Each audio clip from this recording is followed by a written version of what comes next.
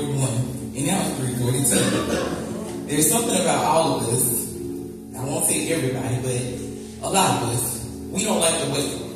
And waiting is hard for us. And just in those 60 seconds right there, everybody, we kind of started looking, what's going on? Why is she singing this thing? And so, it's true, we don't like to wait. And there are 3 places that I know that test our faith when we're waiting.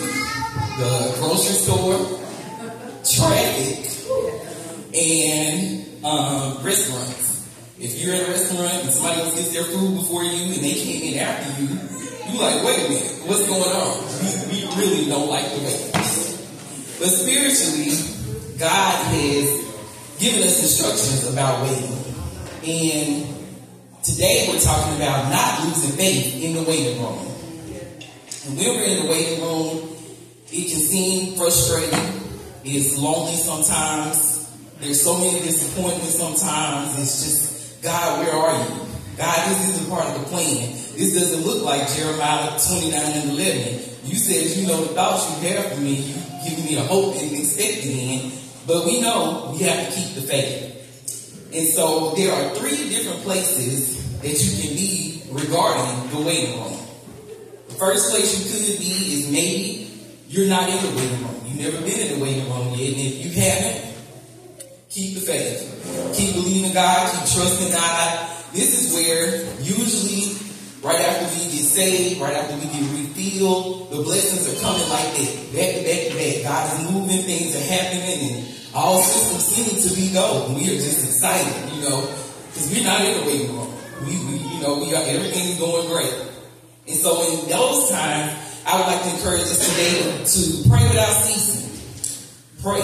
Keep praying. Pray for strength. If you ever need to go in the waiting room, pray for other people who are in the waiting room.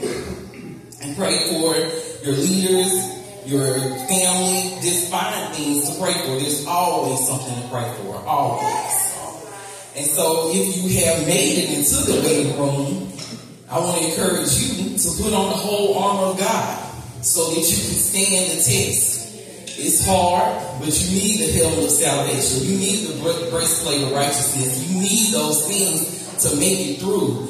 Thank you, Lord. You need all those things. You just have to pray for strength, because we know that with God, we can do all things through Christ who strengthens us.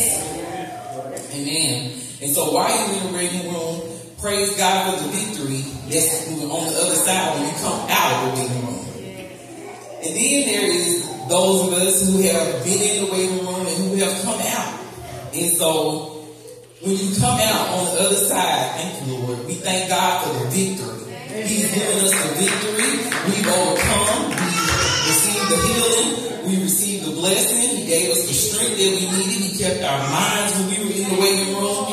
In the process, Lord, we thank you for keeping us in the process. Lord, we thank you for giving us the strength to go through whatever test we had to go through.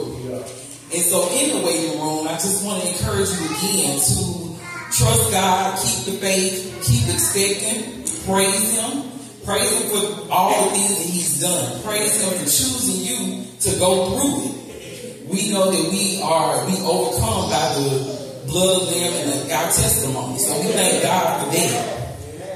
And I just want to share real quick with you a song that has helped me when I'm in the waiting room. There's something about God's presence. Help me set the atmosphere. Let's send a message to glory, saying, Lord, you're welcome here.